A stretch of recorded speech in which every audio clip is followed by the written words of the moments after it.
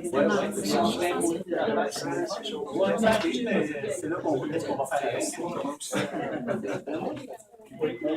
Bonjour à tous. Je vous remercie d'être venus aujourd'hui quand même en mode grand nombre. Pour les événements qu'on a vécu en fin de semaine, c'était intéressant de voir la vie reprendre et les gens viennent nous voir. Donc, je me présente, Stéphane Prévost, président du conseil d'administration pour Ressources courantes de la Haute-Yamaska. Aujourd'hui, à l'ordre du jour, on va voir surtout l'allocution du directeur. Après ça, la présentation des organismes invités, qui sont tous attendus à la table d'honneur, la présentation du projet et une période de questions avant de vous remercier. Maintenant, pour débuter, je vais passer la parole à la personne qui est notre directeur général.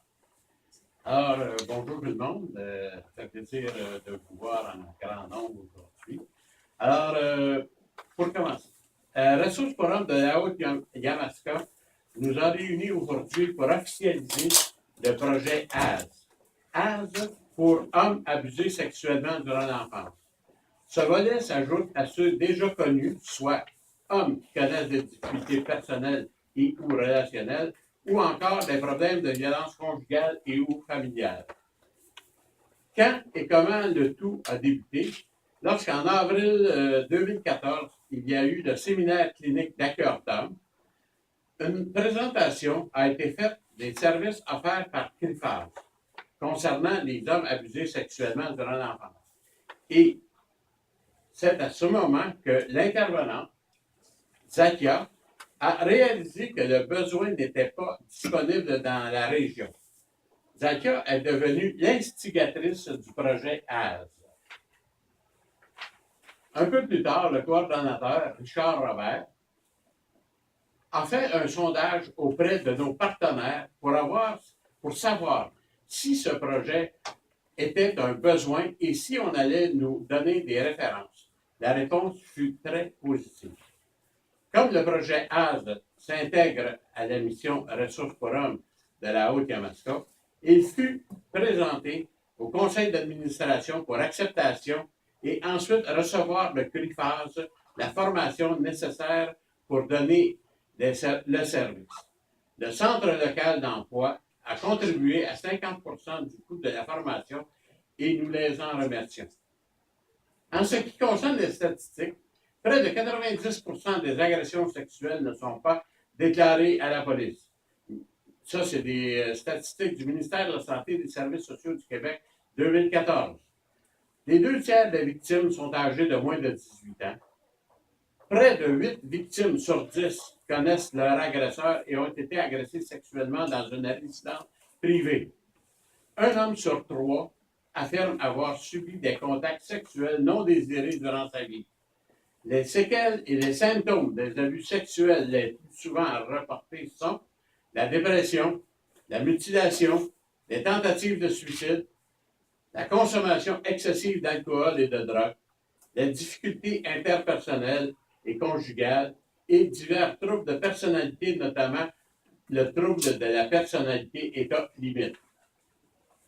Les objectifs de Ressources pour hommes de la Haute-Yamaska sont d'offrir aux victimes d'abus sexuels un service d'aide individuelle et de groupe adapté aux besoins et aux difficultés personnelles et sociales des hommes.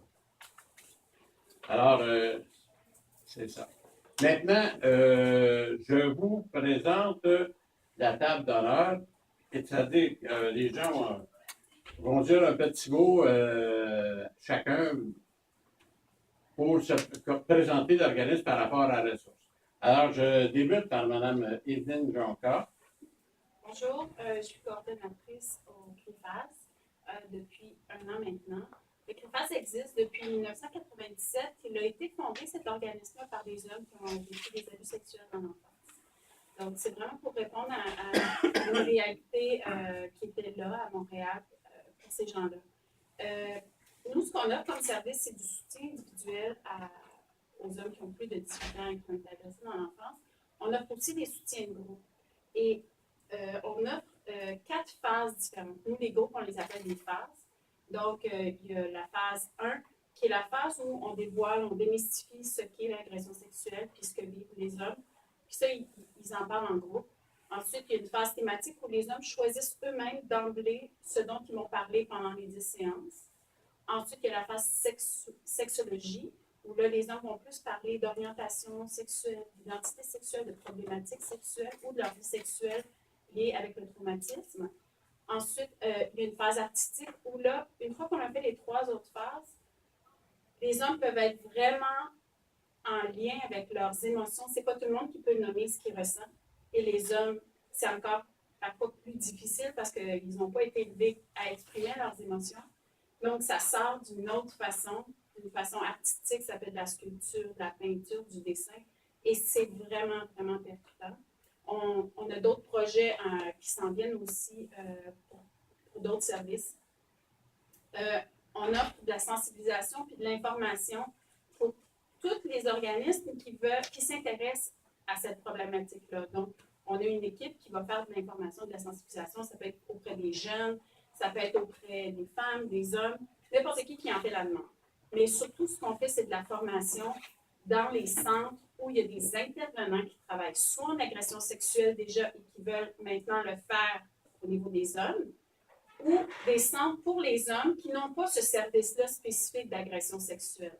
Donc, on forme des intervenants dans les 2 secteurs, donc santé et bien-être des hommes et en agression sexuelle. Parce que nous, ce qu'on se dit, c'est qu'on est à Montréal, tout le monde ne peut pas se déplacer à Montréal, et la problématique, elle est partout au Québec, mais peu de centres offrent ça. Donc, nous, ce qu'on veut, c'est que de plus en plus de centres viennent nous chercher pour qu'on puisse les former, que ce soit pour la phase 1, comme Ressources pour Hommes Haute-Yamaska a fait, ils nous ont demandé la phase 1, mais il y a plein d'autres phases qu'on peut donner comme formation. Donc, nous, on est ouvert à ça. Merci. Merci, Eugène. Rémi Bilodeau. Bon matin tout le monde. Mon nom c'est Rémi Bilodeau. Je suis directeur général de À Cœur d'Homme. À Cœur d'Homme, c'est un regroupement d'organismes dont fait partie Ressources pour Hommes. Et je suis content d'entendre ce que Bertrand disait tantôt. C'est suite à un séminaire clinique, dans le fond, qu'on avait donné ou qu'on a donné, qu'effectivement, l'idée de ce programme-là a germé. C'est intéressant. Des fois, on fait des choses et on ne sait pas qu'est-ce que ça donne comme retombée sur le terrain. Puis là, c'est intéressant de voir que justement, il y a une retombée concrète sur le terrain. À Cœur d'Homme, ça regroupe 29 organismes dans 15 régions administratives au Québec. Donc, on est présent dans presque toutes les régions. C'est des organismes, dans le fond, qui travaillent auprès des hommes ayant des comportements violents, donc en violence conjugale, familiale, et qui ont aussi, à peu près 30% des organismes ont le volet aussi homme en difficulté. Fait on représente ces organismes-là. On travaille beaucoup en violence conjugale, oui, mais en prévention de domicile. C'est aussi des secteurs où on travaille beaucoup. On est heureux ce matin de venir appuyer Ressources pour Hommes dans le déploiement de ce programme-là. Il n'y a pas beaucoup de ressources, justement, auprès des hommes victimes et victimes dans l'enfance. On sait, puis on parlait de ça tantôt avec Evelyne, on le sait et on ne le sait pas, il n'y a pas beaucoup de chiffres, il n'y a pas beaucoup de statistiques qui sont vraiment là, de recherche très à date là-dessus, mais on le sait, nous, sur le terrain. Moi, je pratique encore sur le terrain, je travaille dans une ressource à Québec, puis présentement, dans mon groupe, là, j'ai 8 gars, j'en ai 2 qui disent ouvertement avoir été agressés dans leur enfance. Fait, régulièrement dans nos groupes, puis je pense que c'est probablement ce que Zelda aussi a vu, on le voit dans nos groupes, puis on sait que c'est un besoin. Mais effectivement, qu'il y ait des initiatives comme ça, puis comme je disais à Alain, on est partenaire aussi avec Bassam, avec le CRIFAR. On veut que cette problématique-là, dans le fond, qu'on en prenne conscience et qu'on puisse justement intervenir auprès des hommes qui sont victimes d'agressions sexuelles dans leur enfance. Puis nous, on est prêts même à mettre le réseau, puis à mettre les organismes du réseau à contribution. Puis les organismes sont prêts aussi à être mis à contribution pour travailler cette problématique. Merci, Rémi. Alain? Bonjour tout le monde. Alain Portier, président de VASAM. VASAM, c'est Victimes d'agression sexuelle au masculin. On est un jeune organisme qui est né depuis près de 2 ans, avec un essai regroupé d'hommes et de femmes, travailleurs sociaux, aussi psychologues et sexologues. Notre but, c'est de conscientiser la population sur l'impact des agressions sexuelles, sur les agressions chez les jeunes garçons. Donc, on a ça comme impact. On veut aussi aider les hommes à reprendre le contrôle de leur vie. Comment on peut reprendre le contrôle de sa vie? C'est justement en dénonçant. Quand on dit dénoncer pour nous, c'est d'en parler. C'est souvent la première étape, donc d'en parler. Donc, aujourd'hui, avec l'annonce qu'on fait, pour nous, c'est une excellente nouvelle parce que plus il va y avoir de place où les hommes vont pouvoir en parler d'une manière sécuritaire, mais plus ça va les aider à reprendre le contrôle de leur vie. Donc, pour nous, aujourd'hui, c'est une merveilleuse nouvelle. Donc, on est content d'être ici pour appuyer Ressources pour Hommes. Puis en même temps, ce que ça va nous permettre de faire, c'est d'ajouter justement cet organisme-là comme ressource pour venir en aide aux hommes victimes d'agressions sexuelles. Parce que nous, on sert aussi un peu de...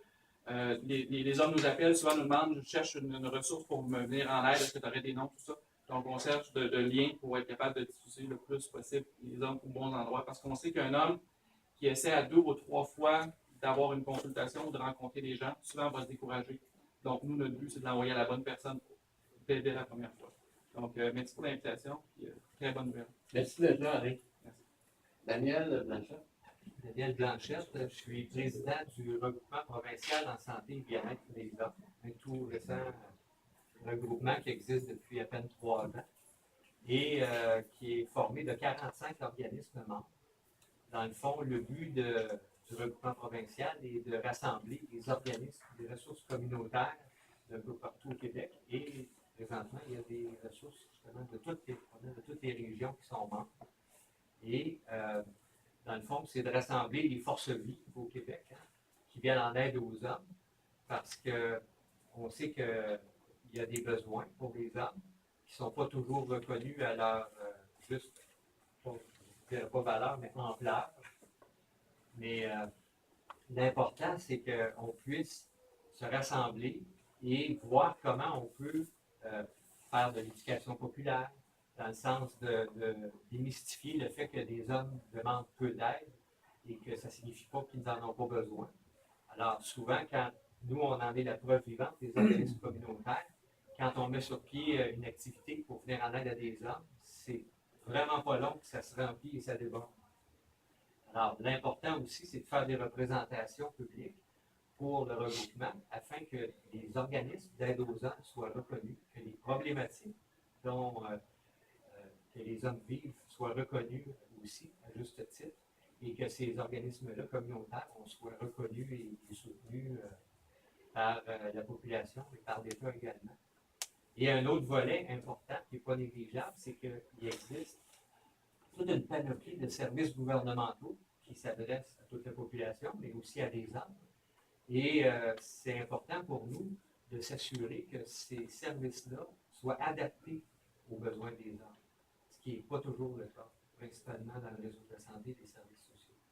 Alors, moi, je suis très heureux d'être ici ce matin pour appuyer un nouveau service qui s'adresse aux hommes. C'est une problématique qui est tellement sous-estimée et qui est présente partout. Il serait nécessaire d'avoir un réseau d'organismes d'aide aux hommes qui ont été abusés sexuellement dans l'enfance, dans toutes les régions. Merci, Daniel. Sylvain? Sylvain Dupont, directeur général CDC au Kamasca, le regroupement des organismes communautaires ici en Haut-Kamasca, multisectoriel. C'est la différence, si on veut, qui est locale et multisectorielle. Bon, très fier d'être là, très content d'entendre que justement, service de plus pour les hommes dans la région. Parce que, bon, étant local, on sait que, bon, des fois, c'est plus difficile. Ça va se passer à Montréal, Québec, dans les grands centres. Donc, étant local, c'est une très bonne nouvelle. Et comme regroupement, de travailler ensemble en concertation avec les autres groupes qui sont ici locaux, qui sont peut-être dans d'autres secteurs d'activité aussi. Mais je pense que c'est un plus. Alors, Ressources pour Hommes travaille beaucoup, on le sait, parce que, bon, étant membre ici, on le sait, ils travaillent avec d'autres organismes qui ne sont pas dans leur secteur nécessairement d'activité. Et on sait que ça fait progresser les choses, parce que, bon, un homme et une femme, c'est différent. Et ça n'arrêtera pas de l'être. Il faut travailler d'une façon qui est différente avec un homme et une femme. Et, travailler de cette façon-là, faire en sorte qu'en concertation, en partenariat, on peut faire avancer les choses pour tout le monde, pour bien-être les gens de la population ici. Merci, Sylvain. Maintenant, je demanderai à Zakia, qui tantôt, je vais mentionner son nom. Elle est l'instigatrice du projet Femmes abusées sexuellement dans l'enfance.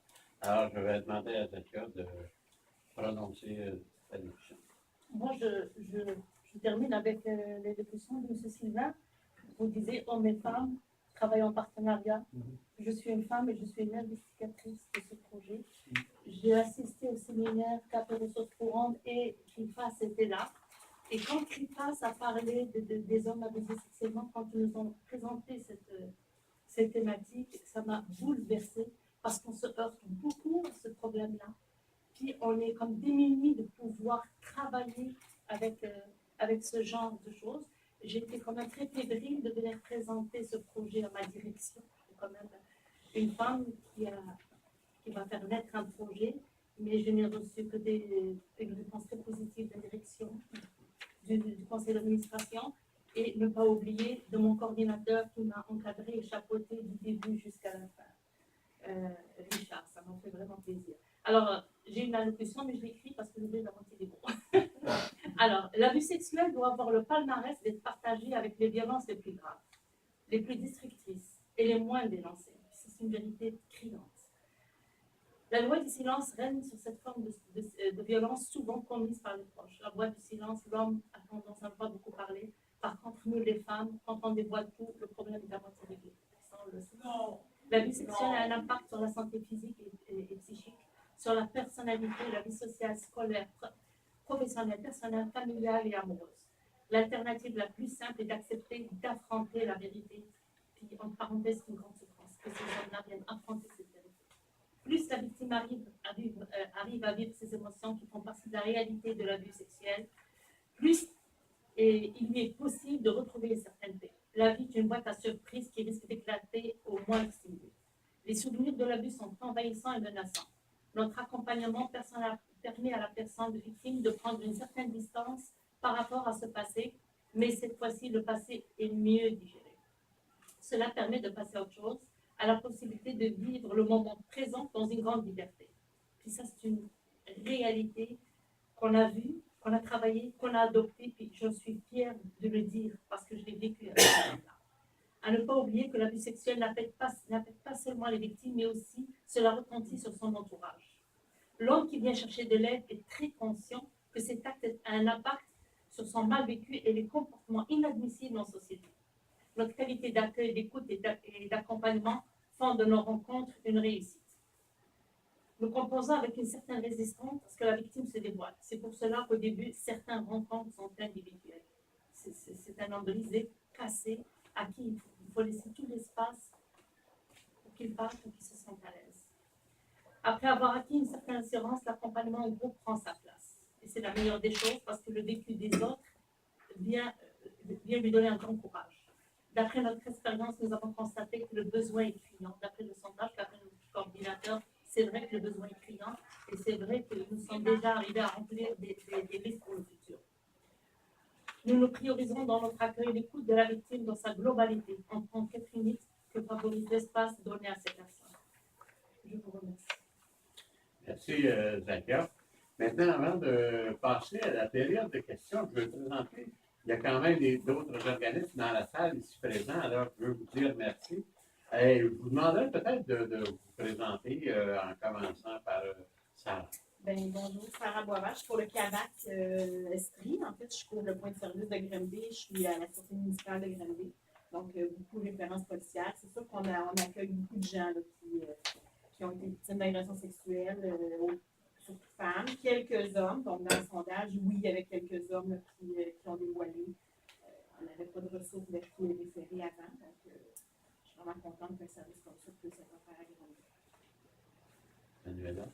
Manuela Tremblay, superviseur de la clinique à l'auberge Montois, qui est un centre d'hébergement communautaire et maison de Bonsoir. Là, je travaille au bureau de M. Bonardel, donc souvent les gens peuvent appeler au bureau quand ils ont besoin d'aide. On va les référer à d'autres organismes qui, eux, vont leur offrir des services adéquats. Steve Boutillier, directeur du Passant, maison d'hébergement pour hommes en difficulté, donc multiproblématique. Ça cadre dans ce créneau-là. Marie-Josée. Marie-Josée Rivard, chef de programme intérimaire services psychosociaux, Suisse de Vestelichus. Alors, on travaille déjà en référence avec la ressource forum. Alors, c'est vraiment une très bonne nouvelle pour notre population et on va se voir là, pour rencontrer les équipes de l'accueil psychosocial, de la garde psychosociale et du suivi adulte pour faire la promotion et la référence également directement à votre organisation. Merci, Marie-Josée. Justin? Justin. Justin Roy du mouvement Hommes pour tous. J'ai travaillé comme intervenant social dans des ressources communautaires pendant un certain temps. Puis j'ai constaté un certain besoin, donc j'ai décidé de me réorienter vers le privé. Je travaille en programmation neurolinguistique. Puis j'approche les hommes à travers l'industrie dans laquelle ils travaillent. Ensuite, quand les nœuds sont un peu dénoués, je me permets de faire l'intervention familiale. Merci, Justin. Alors, à l'arrière, Charles. Oui. Charles Larpin, du conseil d'administration de Ressources Forum. Marcel Boisvert, intervenant à Ressources Forum. Richard Robert. Le coordinateur. Marcel Gabana, administrateur à Ressources Forum et le président. Alors, merci. Alors, période de questions maintenant. Alors, est-ce que vous avez des questions? Oui, pardon. J'aimerais ça que vous m'expliquiez concrètement comment le programme passe, comment une personne va venir chercher sa guide-là, comment vous allez le mettre en place. La meilleure personne, c'est oui. Premièrement, cela dépend de tout commence par la rencontre individuelle. La plupart du temps, nous rencontrons un problème avec une personne avec d'autres problématiques. Presque jamais avec l'abus sexuel de l'enfance. Puis, dans notre questionnement, dans notre approche, nous voyons que oui, il y a l'abus sexuel, mais qui est dans le déni. Et c'est ça la problématique, il est toujours dans le déni. Nous avons en principe pas plus que 3 rencontres individuelles pour aller chercher le lien de confiance, pour aller dire à cette personne quelles sont les conséquences de l'abus sexuel, qu'il faut qu'elle enlève ce déni-là, pour qu'elle se donne, pour qu'elle prenne conscience de l'ampleur des dégâts qu'elle a à l'intérieur d'elle, mais qu'elle ne peut pas parler. Ensuite, nous avons un groupe de 10 rencontres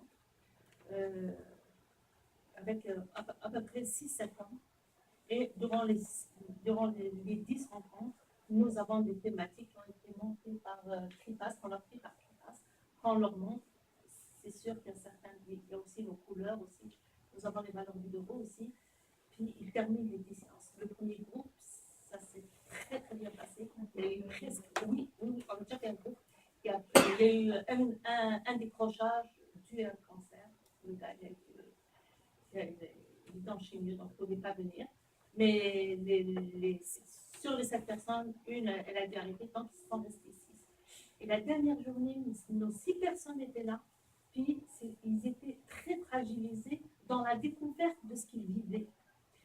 Donc, ça fait qu'on a donné, on n'a pas encore développé la phase 2, mais nous avons donné 5 séances qui s'appellent réflexion-action. C'est des séances que nous déjà offrons dans le groupe, dans l'organisme. Donc, ils sont partis dans réflexion-action. Comment faire face à ces comportements, réfléchir, s'ils peuvent remoduler leur fonctionnement, c'est parfait. C'est comme ça. Mais ça a été le premier groupe a été une réussite. Puis là, on s'en va vers des listes. Nous avons déjà rempli des listes. Là, nous constatons que le besoin est criant, puis il est présent. Ça répond. Avez-vous d'autres questions? On parle beaucoup de référencement parce qu'on sait que les hommes, c'est pas toujours miné d'aller parler des petits problèmes qu'on a. J'imagine, c'est d'où l'importance de travailler par référencement. J'imagine que les hommes ne vont pas nécessairement toujours aller vers vous. Là, j'ai un problème, je veux parler. Donc, Les hommes, plus ils découvrent qu'il y a un espace pour eux, plus ils viennent. C'est ça l'importance. Homme abusé sexuellement, ce n'est pas tellement l'étiquette. Nous sommes un organisme pour les hommes. Ils rentrent dans un bain, puis là, ils partagent. Et quand ils partagent, ils vivent la réalité quand même. Nous avons des rencontres individuelles, mais l'intervention en groupe. Puis là, en groupe, ils sont partenariats. Ils sont plus isolés, ils sont plus seuls. Là, ils voient qu'il y a d'autres problématiques qui sont peut-être plus fortes que le leur. Puis là, ils sont toujours là, ils sont présents. Alors, dans les rencontres individuelles, quand on sait qu'il y a des hommes qui sont dans la colère, ils sont orientés vers le groupe de colère. Quand ils sentent d'autres problèmes autres que l'abus sexuel, ils sont orientés vers le groupe réflexion-action, qui sont deux programmes qui sont très riches. Quand c'est l'abus sexuel, nous les orientons vers l'abus sexuel. Là, ils se sentent en partenariat, ils se sentent compris, ils ont tout leur espace. C'est ça la richesse de notre institut en tant que tel.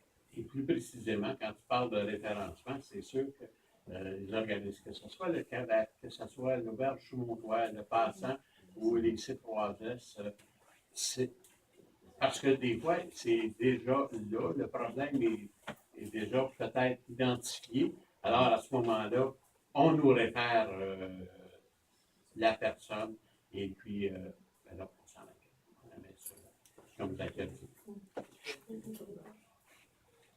Par rapport à, parce que oui, effectivement, l'aide aux hommes, on dit souvent, il n'y a pas de ressources pour les hommes. Mais ce que vous disiez tantôt, c'est que quand on les offre, quand les services sont disponibles, ils vont en cœur d'homme, dans nos 29 ressources, on aide à peu près 8000 hommes par an, autour de ça. Le problème, c'est, comme Daniel disait, c'est un problème de financement parce qu'on fait une bonne job. Les hommes viennent de plus en plus aux ressources, mais le financement ne suit pas. On se ramasse avec des listes d'attente et ça devient difficile. Mais oui, les hommes participent au service et ils vont chercher le service. D'autres questions? Quand vous parlez d'homme, vous parlez de masculinité. Et être masculin, il y a un grand handicap à être masculin. Il y a tellement de tabous, il y a tellement d'étiquettes qui accompagnent le masculin. Puis ces tabous-là, on leur dit, voilà les difficultés de la masculinité, et voilà ce qu'on peut vous offrir. Et aujourd'hui, ce n'est pas hier. Donc, vous pouvez avoir cet espace. Et c'est ça la richesse de l'intervention, c'est ça la richesse où ils se sont compris et qu'ils reviennent.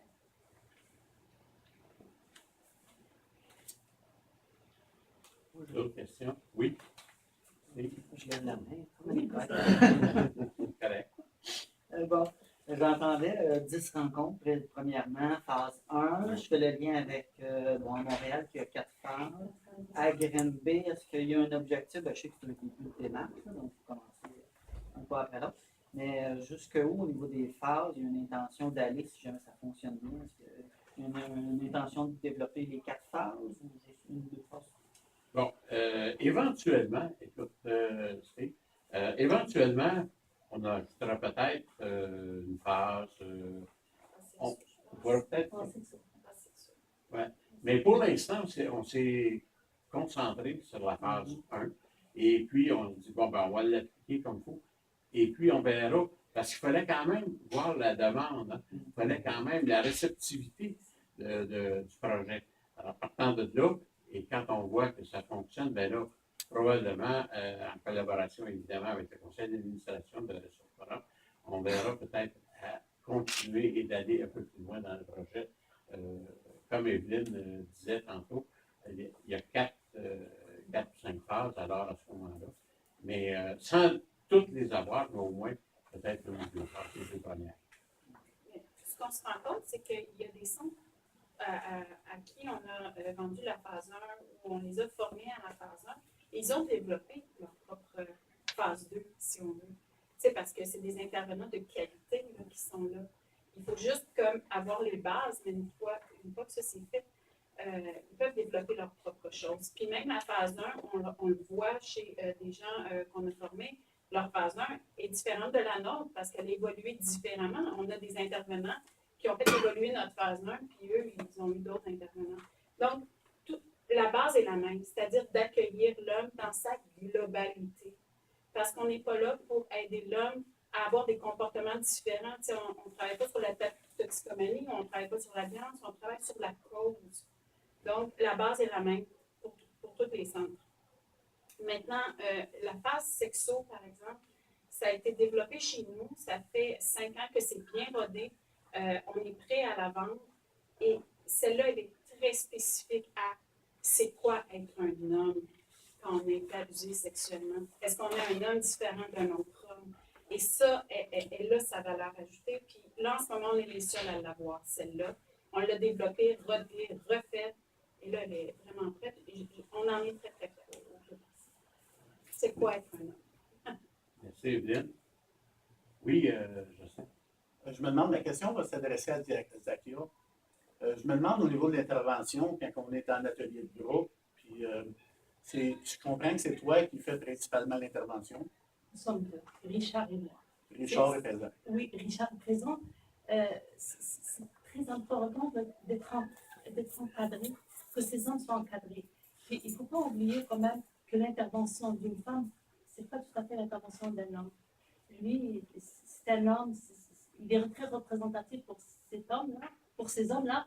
Puis moi, je suis vraiment dans toutes mes émotions, je leur montre. Puis, il y a un lien de confiance qui se lie. Je ne suis pas jeune, je peux un peu représenter la maternelle qu'ils n'ont peut-être quelquefois pas eu. Je pense que tout ça entre dans un contexte très fragile. Et quand ils viennent pour se dénoncer, parce qu'ils dénoncent, ils sont tout à fait dans un autre état.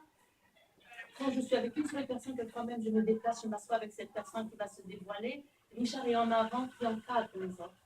C'est très émotionnel. Nos rencontres sont très émotionnelles. Et plus le groupe avance, plus un grand lien se concrétise entre eux-mêmes, plus il y a quelque chose de magique qui se forme. Il y a vraiment quelque chose de magique qui se forme. Le dernier jour, on leur dit, c'est fini, c'est comme si on leur dit, non, c'est pas possible. C'est un deuil, c'est un grand deuil. C'est ça qu'on a offert les 5 réflexions, accents qui viennent chercher